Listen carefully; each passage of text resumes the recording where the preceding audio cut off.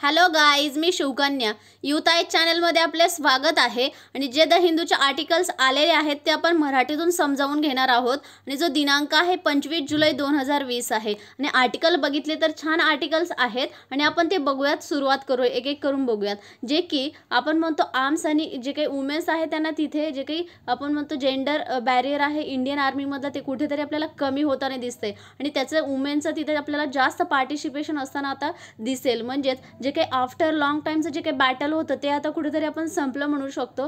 जे काही women officers होतात तर त्यांना कुठेतरी इंडियन आर्मीमधलं जेंडर बॅरियर आहे ते कुठेतरी त्यांनी ओव्हरकम केलेलं आहे। तर काय आहे ॲक्च्युअल आर्टिकलमध्ये आपण ते बघूयात। तर जे काही आपण ग्लास सिलिंग जे आहे तर ती कुठेतरी सॅटर्ड झालेली आहे। एक आपण याला एक फ्रेज म्हणू शकतो किंवा एखादे वाक्य आहे असं की एखादं काहीतरी आहे त्याला कुठेतरी ब्रेक करणं, त्यापेक्षाही जास्त काहीतरी कधी नव्हतं झालं त्याच्यापेक्षा काहीतरी वेगळं होणं, एक ग्लास सिलिंग आपण म्हणू शकतो, त्याला एक सॅटर्ड झालेली आहे। आणि जे काही थर्सडे होतं तर त्याला जे काही मिनिस्ट्री आहे डिफेन्स मिनिस्ट्री त्यांनी एक फॉर्मल लेटर इश्यू केलेला आहे की जे काही परमनंट कमिशन वुमेन्सचं जे काही ऑफिसर्स आहे त्यांना ग्रँट केलेलं आहे किंवा एक लेटर त्यांनी ग्रँट केलेलं आहे। त्यांनी एक ऑफिसर असावं जे काही वुमेन आहे त्यांना, आणि त्याच्यानंतर जे काही इंडियन आर्मीमधल्या वुमेन्स आहे त्यांच्यासाठी जे आपण म्हणतो जेंडर स्टिरियोटाईपचं जे काही बॅटल होतं ते कुठेतरी आपल्याला आता ब्रेक झालेलं दिसेल आणि जे काही अपॉर्च्युनिटीज आहेत ते इक्वल प्रोव्हाइड होत्या जे काही वुमेन्स आहेत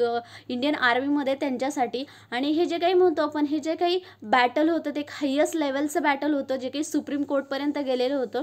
आणि एक आर्मीच्या महिला जर त्यांच्या काही राईट्स आहेत किंवा त्यांची जी काही इक्वॅलिटी आहे त्याच्यासाठी जर सुप्रीम कोर्टमध्ये जात असतील तर आपण एक हायेस्ट लेवलचं बॅटल म्हणू शकतो। आणि जी काही मिनिस्ट्री ऑफ डिफेन्स आहे तर त्यांनी स्पेसिफाय केलेलं आहे जे काही परमनंट कमिशन आहे ग्रँट केलेलं आहे आणि ते कोण शॉर्ट सर्व्हिस कमिशन जे आहे वुमेन्स ऑफिसर ते त्यातल्या जे काही 10 स्ट्रीम्स आहे त्यांचं प्रेझेंटली त्या सर्व्ह करतील त्याच्यामध्ये, तर हेही सांगितलेलं आहे। आणि त्याच्यानंतर जे काही आपण म्हणतो इतक्या दिवसाचं जे काही गतकाळाचं एवढ्या दिवसाचं एक गोष्ट होती ती कुठेतरी आता एंड झालेली आहे। महिलालाही तिथे इक्वल राईट्स दिले जात आहेत आणि जे काही इंडियन आर्मीमध्ये आपण म्हणू शकतो। त्याच्यानंतर जर बघितलं तर याआधीही जे काही दिल्ली हायकोर्ट आहे त्याच्यामध्ये त्यांनी ह्या गोष्टी घेऊन गेलेल्या होत्या 10 वर्षापूर्वीच। त्यानंतर जे काही सुप्रीम कोर्ट आहे त्यांनी पण जे काही गव्हर्नमेंटचा व्ह्यू आहे त्यावेळी क्लिअर केलेला होता आणि थोडंसं जे काही गव्हर्नमेंटच्या बाजूने बोलले असं म्हणू शकतो आपण, तर तो व्ह्यू काय होता तर ज्यांनी काही ते पॉईंट आउट केलं होतं, जे काही रिटर्न नोट दिली होती त्याच्यात कोर्टने पॉईंट आउट केलं होतं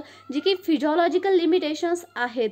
तर फिजिओलॉजिकल लिमिटेशन्स कोणते आहे तर आपण बघितली तर जी काही वुमेनची बॉडी असते ती कुठेतरी एक मस्क्युलर बॉडी असते, तर ज्या महिला आहेत त्या कुठेतरी म्हणजे आपण म्हणू शकतो मेनच्या कम्पेअरमध्ये मस्क्युलर बॉडी असते आणि ज्या मेनच्या बॉडी असतात त्या कुठेतरी स्ट्रॉंग बॉडीज असतात। म्हणजे त्यांची जी काही बॉडीची जडणघडण असते ती कुठेतरी थोडीशी वेगळी असते महिलांपेक्षा।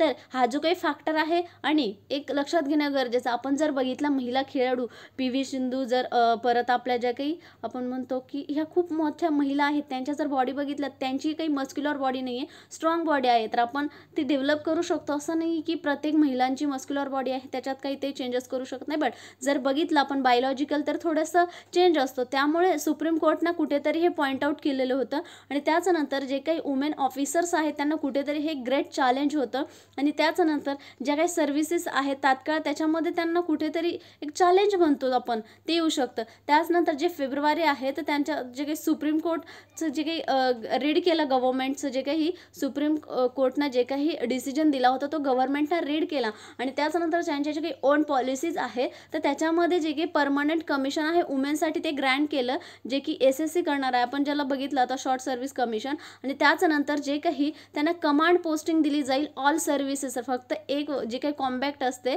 त्याच्या ती सोडता बाकीमध्ये त्यांना कमांड पोस्टिंग दिल्या जातील। त्याच्यानंतर जर बघायचं झालं तर ज्या ऑफिसर्स आहे वुमेन ऑफिसर्स इंडियन आर्मीमधल्या त्यांच्यासाठी एक गौरवास्पद गोष्ट आहे जे काही सुप्रीम कोर्टनं हे नोट डाऊन केलेलं आहे।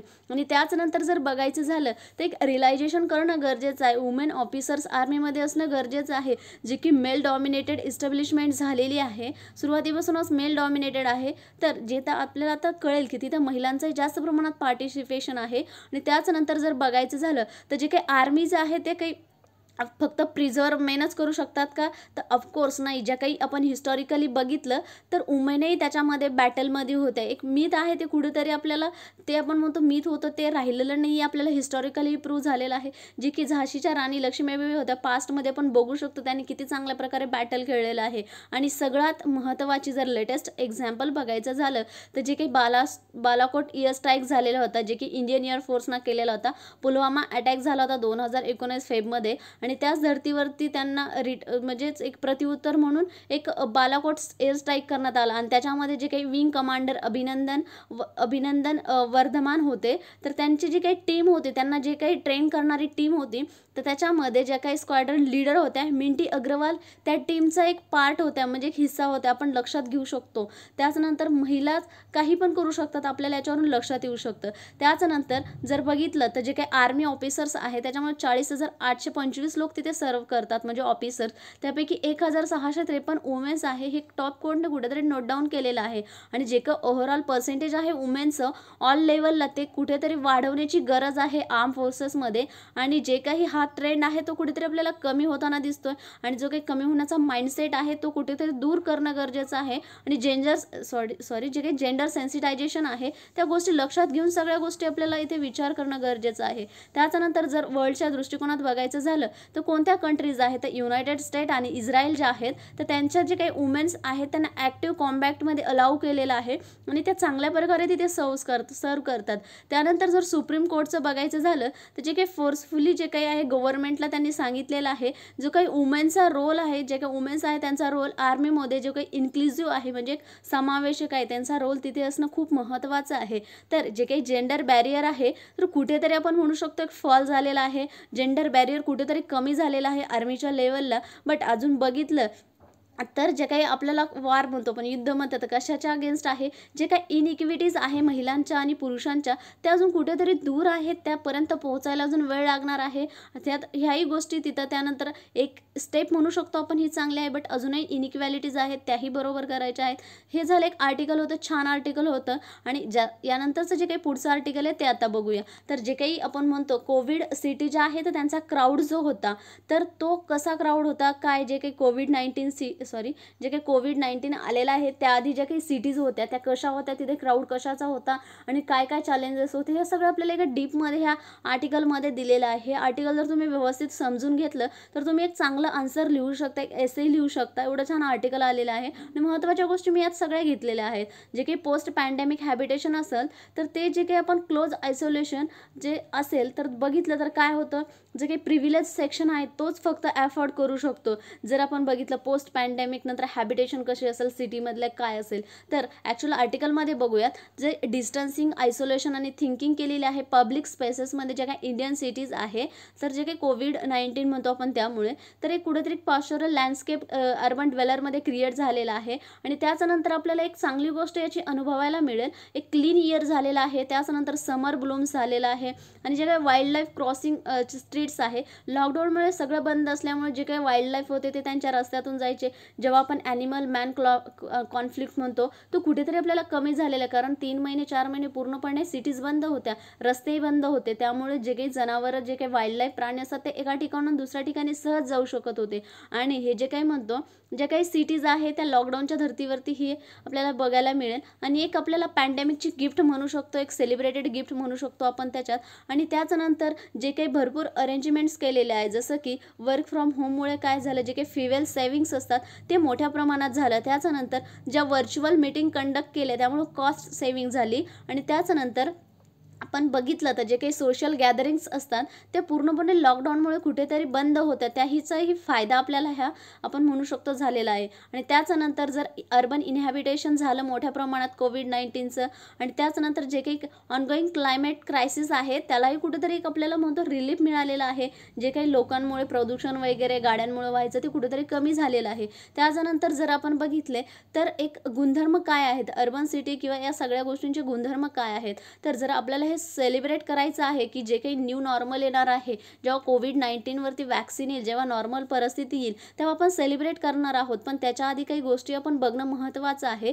तर जे काही इम्पॉर्टंट आहे रिकग्नाइज करणं, जे काही स्टेप्स आहेत, तर आपण जर बघितलं तर अर्बनमध्ये मोस्टली कोणते गुणधर्म असतात, तर ॲग्लोमरेशन, डेन्सिटी आणि क्राऊड हे जे अर्बनचे आपल्याला गुणधर्म म्हणता येतील. आणि जे काही अर्बनायझेशन असतं त्याचं एक अर्बन ॲग्लोमरेशन होतं, त्याची स्केल इकॉनॉमिक असते आणि ते अफोर्ड करू शकतात. त्याच्यानंतर जर आपण बघायचं झालं तर जे काही ट्रान्सफॉर्मेटिव्ह सोशल इफेक्ट झालेले आहे अर्बन डेन्सिटीमध्ये, आपण हे जर बघितलं लॉकडाऊनमुळे. आणि त्याच्यानंतर जर बघायचं झालं तर एक अर्बन मिक्सिंग आहे. जे काय आपण म्हटलं लॉकडाऊनमुळे नाही, अगोदरचेच हे जे काही सोशल इफेक्ट्स आणि अर्बन डेन्सिटी आहे त्यामध्ये ऑलरेडी झालेले आहेत. आणि जर आता अर्बन मिक्सिंगचं बघायचं म्हटलं तर जे काही कास्ट जेंडर कॅटेगरीज आहे ती कुठेतरी डिझॉल्व झालेली दिसेल आपल्याला. आपण जर बघितलं तर सिटीमध्ये एवढं कास्ट जेंडरचं एवढं काही विचार केला जात नाही जेवढं ग्रामीण भागामध्ये केला जातो. त्याच्यानंतर जे काही सोशो इकॉनॉमिक मोबिलिटी आहे ती सक्षम झालेली होती. त्याच्यानंतर जो काही हिस्टॉरिकली डिस्क्रिमिनेटेड ग्रुप्स होता त्यांचे न्यू आयडेंटिटी कुठेतरी आपल्याला सिटीत गेल्यावर त्यांची न्यू आयडेंटिटी क्रिएट झालेली होती. त्याच्यानंतर त्यांनी पब्लिक रिसोर्सेसवरती क्लेम केले, म्हणजे त्यांनी तिथे त्यांचे जे अधिकार आहेत तिथे त्यांनी त्यांचा पुरेपूर फायदा घेण्याचा प्रयत्न केला. त्याच्यानंतर जर अनप्रेडिक्टेबिलिटी बघायचं झालं तर जे काही अर्बन कम्युनिस्ट आहेत, जे काही सिटीनेस म्हणतो क्राऊडचा, तो कुठेतरी कोविड-19मुळे कमी झाला जो आधी इतका सगळा होता. आणि त्याच्यानंतर ही जी काही पॅन्डेमिक आहे त्याच्यामुळे जे काही सोशल डेन्सिटी आहे ती स्टिग्मॅटाईज झाली आणि जे काही ओव्हर क्राउडिंग होते ह्या सगळ्या गोष्टी पॅन्डेमिकमुळे कुठेतरी आपल्याला कमी झालेल्या दिसतील. त्याच्यानंतर जर सोशल डिस्टन्सिंग बघायचं झालं तर रेडियली जर आपल्याला सगळ्यात जास्त कुठे आढळून येते तर जे काही कास्ट आणि सोसायटी आहे इंडियाच्या त्यांच्यामुळे सोशल डिस्टन्सिंग पाळलं गेलं, जे की मेन हेतू होता की जे काही आजार कोविड-19 आला आहे तर त्याच्यासाठी सोशल डिस्टन्सिंग पाळणं गरजेचं आहे. पण आपल्या इंडियामध्ये लोकांनी कास्ट डिस्टन्सिंग पाळायला सुरुवात केली. म्हणजेच हा एक ऑलवेज अनकम्फर्टेबल राहिलेला इश्यू आहे आपल्या इंडियासाठी आणि जे काही सिटीज आहे त्याच्यामुळे आपल्याला पाहायला मिळाला. त्याच्यानंतर जर आपण बघितलं तर जर क्राऊड कुठे कुठे आपल्याला आढळतो तर मार्केट्समध्ये, मॉस्क म्हणजे जे काही मस्जिद आहे त्याच्यात, आणि जे काही ट्रान्सपोर्ट हब आहे तिथं आपल्याला सगळ्यात जास्त क्राऊड आढळतो. आणि हे रिपीटेडली हायलाईट झालेलं आहे आणि एक इरिस्पॉन्सिबल थ्रेटनिंग होतं. कशासाठी तर जे काही नॅशनल बॉडी आहे त्याची जी काही हेल्थ नॅशनल बॉडी म्हणतो त्याच्यासाठी एक कुठेतरी थ्रेट निर्माण होतो आणि आपल्याला ह्या गोष्टी कुठेतरी रिपीटेडली हायलाईट झालेल्या होत्या. आणि त्याच्यानंतर जर बघितलं आपण तर जे काही इन्फेक्शन झालं होतं त्याचा नंबर जो होता मुंबई, चेन्नई आणि दिल्लीमध्ये डेली वाढत होता, जे काही आपण लेट एप्रिलमध्ये म्हणतो. तर आपल्याला तिथे कुठेतरी त्याचा नंबर वाढताना दिसत होता आणि ते कोविड-19चे हॉटस्पॉटही झालेले होते. त्याच्यानंतर जे काही आपण थिकली पॉप्युलेटेड झोन म्हणतो त्या परिसरातला तिथे त्या सिटींचा त्या जागी जास्त म्हणजे पेशंट सापडायला लागले होते. आणि त्याच्यानंतर जो काही डिसीज आहे बघता बघता तो सगळीकडे स्प्रेड झाला. आणि जर स्लमचं बघायचं झालं तर एक प्रॉब्लेम झोन आहे पॅन्डेमिक मॅनेजमेंटसाठी. त्यासाठी काय केलं गेलं, जे काही ड्रोन हावरिंग आहे ते केलं. त्यानंतर मॉनिटर केले गेले, जे काही स्टे ॲट होम ऑर्डर्स आहे त्या फॉलो केले जाते की नाही कुठेतरी एक मॉनिटरिंग करण्याचा प्रयत्न केला. जर आपण स्लमचं बघितलं तर धारावीचं बघू शकतो आपण. सगळ्यातला आशियातला सगळ्यात मोठा तो एक स्लम एरिया आहे, म्हणजेच एक झोपडपट्टी आहे. त्याच्यानंतर जर बघितला तर तिथे काय असतं स्लम एरियामध्ये जे काही कंजेस्टेड लेन्स असतात, लेन म्हणजे रस्ते छोटे छोटे, त्याच्यानंतर 150 स्क्वेअर फीटचे हाऊसेस असतात आणि ज्यांच्या जे काही एव्हरीडे ॲक्टिव्हिटीज असतात जसं की स्वयंपाक बनवणे, धुणी भांडे करणे, त्याच्यानंतर त्यांचे जे काही आउटसाईडचा होमची जागा आहे तिथेच ते कुठेतरी झोपतात, म्हणजे रात्रीला झोपून घेतात. तर हे झालं ते एक आपल्याला स्लम एरियाचं कॅरेक्टर दिसेल, गुणधर्म दिसेल. आणि जर बघायचं झालं तर त्यांचा इतका कमी स्पेस असतो त्याच्यामध्येच ते एक्सचेंज करतात इन्फॉर्मेशनची. त्यानंतर जे काही फूड असतं, लेबर असतं, कॉन्टॅक्ट बिल्ड, हे सगळं त्यांच्या छोट्या आपण एवढ्या कमी परिसरात ते करतात. आणि जे काही आपल्याला हे दिसेल, जे काही मार्जिनलाइज अर्बन रेसिडेंट्स आहेत त्यांचे हे गुणधर्म दिसेल, म्हणजे काही कमी इन्कम ग्रुप, कमी ज्यांचं इन्कम असतो जो काही ग्रुप आहे तर ते लोक आणि त्या एरियामध्ये राहतात तर अर्बन रेसिडेंट्स. म्हणजेच त्यानंतर जे काही मंथ लॉंग नेशन वाईड जे काही लॉकडाऊन होतं इंडियन सिटींमध्ये करण्यात आलं. त्याच्यानंतर जे काही रिपीटेड आउटब्रेक होत होता क्राऊडचा, ह्या जे काही क्राऊड होत होता त्यामुळे कुठेतरी लॉकडाऊन करण्यात आलं परत नेशन वाईड. आणि जे काही लार्ज आणि स्मॉल आपण बघितलं तर लोकांमुळे कुठेतरी एक पॅनिक, हंगर आणि अँगर निर्माण होते. हंगर म्हणजे भूक आणि अँगर म्हणजे राग, ह्या गोष्टी कुठेतरी निर्माण होत गेल्या लोकांमध्ये, जे काही रिपीटेडली आपण लॉकडाऊन करत गेलो होतो क्राऊडचे. आणि एक नॅशनल युनिटी आपण सेलिब्रेशन केलं, जसं की सगळ्या लोकांनी मिळून दिवे लावले होते, हे एक नॅशनल युनिटी आपण सेलिब्रेटही केली. त्याच्यानंतर जर आपल्याला एक्सप्लेन करायचा म्हणला क्राऊड इंडियातला तर आपण 3 ठिकाणी जे काही कॅटॅलिस्ट आहे इंडियन सिटीचं, तर अशा 3 जागा आहेत किंवा 3 प्लेसेस आहे की तिथं जास्त प्रमाणात क्राऊड होतो. जर पहिलं बघायचं झालं तर जे काही गव्हर्नमेंट रिसोर्स डिस्ट्रीब्युशन करतं तर तिथे सगळ्यात मोठा क्राऊड होतं, एकमेकांना पुश करणं, त्याच्यानंतर रश एवढी मोठी गर्दी करतात आणि जे काही राशन आहे त्याच्यासाठी काउंटरला उभा राहतात किंवा जे काही तिकीट्स असतात कुठले खरेदी करण्याचे त्याच्यासाठी लाईन लावतात. हे झालं एक आपल्याला फर्स्टली की आपल्याला या ठिकाणी सगळ्यात मोठा क्राऊड दिसेल. त्याच्यानंतर जर बघायचं झालं तर ट्रेनमध्ये चढताना किंवा बसेसमध्ये चढताना उतरताना इकडे तिकडे जाताना जास्त प्रमाणात प्रेसही करतात, लोकांना इकडे तिकडे ढकलतात, आपणही बघितलेलं आहे. आणि सेकंड बघायचं झालं तर ज्या ठिकाणी प्रोटेस्ट होतो म्हणजे एखाद्या गोष्टीचा निषेध करायचा असेल तर जे काही आपल्याला आर्टिकल आलेलं आहे ते साऊथ इंडियनचे रायटर आहेत, त्यामुळे त्यांनी तिथलं एक आपल्याला एक्झाम्पल दिलेलं आहे. तर जे काही प्रोटेस्ट करतात क्राऊडचं ते एक जल्लीकट्टू प्रोटेस्ट जानेवारी 2017चं त्यांनी उदाहरण दिलं. तर जल्लीकट्टू काय आहे तर एक त्यांचा एक खेळ म्हणू शकतो, एक बैल असतो त्याच्यासोबत ते खेळतात, म्हणजे त्याच्यासोबत ते रेस लावतात, तिथं जीवही जातात लोकांचे. म्हणून जे काही आहे त्याच्यावर कुठेतरी बॅन करण्यासाठी लोकांनी केलं होतं, बट त्यांनी म्हणजे जे काही बॅन करायचं गव्हर्नमेंटनं केलं होतं, बट लोकांनी तिथे प्रोटेस्ट करायला लागले. हे झालं एक प्रोटेस्ट. त्याच्यानंतर जे काही ॲग्रारियन प्रोटेस्ट, जे काही शेतकरी प्रोटेस्ट करतात त्यांनी एक तिथलंच उदाहरण घेतलंय, चेन्नईचं जे काही मरीन बीच आहे तिथलं आपण बघू शकतो. आपल्या मुंबईमध्ये मोठ्या प्रमाणात एक शेतकऱ्यांचा मोर्चा निघालेला होता. तर अशा ठिकाणी जास्त क्राऊड असतो. त्याच्यानंतर थर्ड बघायचं झालं तर ज्या रिच्युअल्स असतात, सेलिब्रिटीज असतात, सेलिब्रिटीच्या गॅदरिंग्स असतात. त्याच्यानंतर फ्युनेरल्स म्हणजे जे काही आपण अंत्यविधीचं ठिकाण असतं त्या ठिकाणी बघतो. आणि जे काही टेम्पल फेस्टिवल्स असतात म्हणजे आपण धार्मिक स्थळांवरती बघतो किती मोठ्या प्रमाणात गर्दी असते. त्याच्यानंतर सिटी स्ट्रीटवरती असते आणि त्याच्यानंतर ते जे काही कम्युनल इमोशन्स त्याबद्दल लोकांचे त्यामध्ये असतात, म्हणून त्या ठिकाणी जास्त प्रमाणात गर्दी होती. तर आपण बघितलं स्कॅरसिटी, त्यानंतर प्रोटेस्ट, सेलिब्रेशन या ठिकाणी एक कॅटलायझिंग आहेत क्राऊड करण्याचे किंवा क्राऊडसाठी कंडिशन एक फेवरेबल होते तिथे. आणि जर आपण बघितलं तर हे जे काही इंडियाचा पॅन्डेमिक आलेला आहे इतका मोठा, त्यामध्ये गव्हर्नन्स जे आहे ते पॉवरफुली कुठेतरी ते बंद करण्याचा प्रयत्न केला, जे काही लॉकडाऊन त्याच्यावर इम्पोज करून. त्याच्यानंतर जर मायग्रेनचा डिस्ट्रेस बघितला तर आपल्याला सगळ्यात आता मोठा एक पॉईंट आहे, जे काही प्रोटेस्टिंग आहे क्राऊड त्यांनी मायग्रेंट जे डिस्ट्रेस होते त्यांनीही कुठेतरी करायला सुरुवात केलेली होती. आणि त्याचबरोबर जे काही कर्फ्यूज आहेत तेही सिटीमध्ये लावले होते त्या धर्तीवरती. आणि जर बघितलं तर इंडियाचे लॉकडाऊन जर झालेलं आहे हे त्यामध्ये एक आपल्याला बिगेस्ट एक्सप्लोजन झालेलं दिसतं. तर कोणतं जे काही लाखभर म्हणजे खूप लाखच्याही वर जे इंटरस्टेट मायग्रेंट झालेलं आहे वर्करचं या स्टेटमधून त्या स्टेटमध्ये, तर आपल्याला कुठेतरी एक आपल्याला हा पॉईंट हायलाईट झालेला आहे. आणि जे काही इनसाईड म्हणतो आपण अर्बन मशिनरीज आहेत त्यांच्यापासून ते कुठेतरी मायग्रेशन झालेलं आहे. आणि याच्यात मेंबर्स कोणते होते म्हणजे त्यांचे होस्ट कोणते होते सोसायटीचे, तर ऑफिशियल्स होते, एम्प्लॉयर्स होते, लँडलॉर्ड होते, पब्लिक्स होते, जे काही वर्कर होते, त्यामध्ये हे होते सगळे होते. आणि त्याच्यात जे काही आपण म्हणतो लिंग्विस्टिकली आणि इथनिकली अदर जे लोक होते त्यांचाही खूप मोठा सहभाग होता. आणि हे लोक कुठेतरी एका ठिकाणाहून दुसऱ्या ठिकाणी जात होते. तर हे कशाच्या धर्तीवरती झालं, जे काही फर्स्ट जे आपण म्हणतो 23 मार्चला जे काही लॉकडाऊन इम्पोज केलेलं होतं तर ते कुठेतरी अनप्लॅन लॉकडाऊन होतं, त्यामुळे लोकांनी तिथे गर्दी करायला सुरुवात केली. त्याच्यानंतर जर आपण बघितलं तर मायग्रेंटचा जो काही इश्यू आहे, जे का आपण म्हणतो मायग्रेंट वर्कर त्यांचा कुठेतरी इंटायरली इग्नोर झालेला दिसतो त्यांचं एक्झिस्टन्स आपल्याला यामध्ये. त्याच्यानंतर जे काही त्यामुळे ते काय झालं, जे काही सिटीज होत्या त्यांच्या स्ट्रीटवरती ते चालायला लागले. त्याच्यानंतर त्यांची भूकमारी, त्याच्यानंतर जॉब लॉस झालेले होते. आणि जे काही एम्प्लॉयर आणि कॉन्ट्रॅक्टर होते त्यांनाही त्यांचं काही घेणं देणं नव्हतं. आणि त्यानंतर ते जे काही रिटर्न त्यांच्या फॅमिलीकडे जायला निघालेले होते. त्याच्यानंतर लेट मेमध्ये बघितलं आपण, मेच्या शेवटला बघितलं तर जे काही ट्रान्सपोर्ट आहे त्यांच्या घरी त्यांना जाण्यासाठी सुविधा करून दिली अपील केल्याच्या नंतर. आणि त्यानंतर त्यांना कुठेतरी जे ट्रेन म्हणू शकतो आपण किंवा बसेस किंवा प्रायव्हेट व्हेकल्स त्यांना अवेलेबल करून दिल्या. आणि त्यानंतर जो काही अर्बन वर्करचा आपण म्हणतो त्यांना त्यांच्या घरी जाण्यासाठी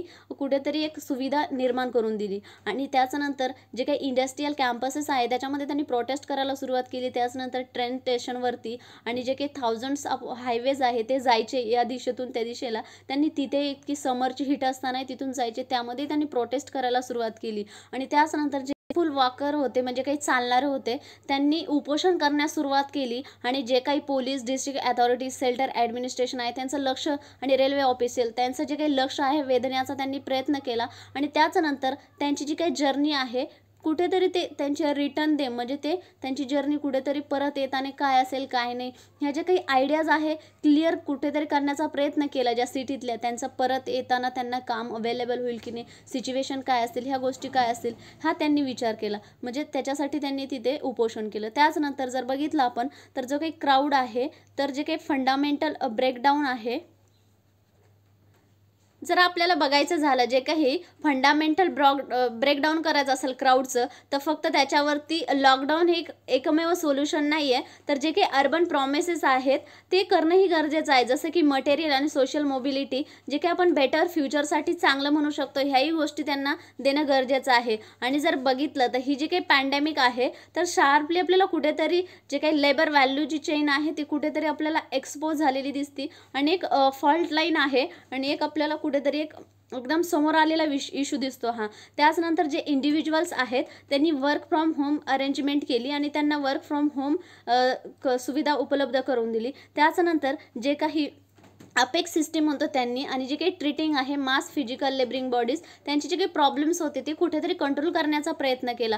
त्याचनंतर ज्या सिटीज आहेत त्या कुठेतरी आपल्याला स्लोली ओपन अप होताना दिसत आहे. आणि त्याचनंतर जे काही प्रायव्हेट व्हेकल्स आहेत, टॅक्सीज आहेत, त्यांना कुठेतरी एक लिमिटेड ऑक्युपन्सी किंवा लिमिटेड जागा त्यांना उपलब्ध करून देणं आणि परमिशन देणं इतकं केलेलं आहे. बट आपण म्हणू शकतो जे की सेफ मास ट्रान्सपोर्ट अरेंजमेंट करणं खूप महत्त्वाचं आहे. आणि इकॉनॉमिक आणि सोशल लाईफलाईन जी आहे सिटीची ती कुठेतरी आपल्याला डबघाईला गेलेली दिसते, ती परत कुठेतरी आपल्याला उभारून आणणं गरजेचं आहे. आणि जर आपला फोकस अर्बन ॲग्लोमरेशनवरती द्यायचा म्हटलं तर जे काही इमॅजिनेशन आहे पोस्ट पॅन्डेमिक नंतरच्या सिटी कशा असतील काय असतील, तर त्यानंतर जे काही ओनली त्याचं जे काही हॅबिटेशन आहे तिथे राहणारचा किंवा तिथे लोकांना कोण अफोर्ड करू शकतं, तर फक्त जो प्रिव्हिलेज ग्रुप आहे तोच तिथे अफोर्ड करू शकतं राहणं वगैरे हे सगळं. तर ह्या गोष्टी आपल्याला व्यवस्थित लक्ष करणं गरजेचं आहे. आणि ह्या सगळ्या गोष्टी आपल्याला तिथे एक आयसोलेशन म्हणतो आपण, जे की क्लोज आयसोलेशन आहे किंवा सगळ्या गोष्टीचं आपल्याला तिथे विचार करणं गरजेचं आहे. त्यानंतर हे झालं आपले आर्टिकल. छान आर्टिकल होते, मी ते घेण्याचा प्रयत्न केलेला आहे. आणि जर का तुम्हाला काही यात प्रॉब्लेम वाटत असेल किंवा काही समजलं नसेल तर तुम्ही कमेंट सेक्शनमध्ये त्याचा आन्सर करू शकता. त्याचनंतर जर लेक्चर आवडलं असेल तर लाईक करा आणि तुमच्या मित्रमैत्रिणींनाही पोहोचवा, जेणेकरून त्यांना त्याचा फायदा होईल. जे की मराठीतील मटेरियल खूप कमी अवेलेबल आहे. आणि हे लेक्चर शेवटपर्यंत ऐकल्याबद्दल धन्यवाद.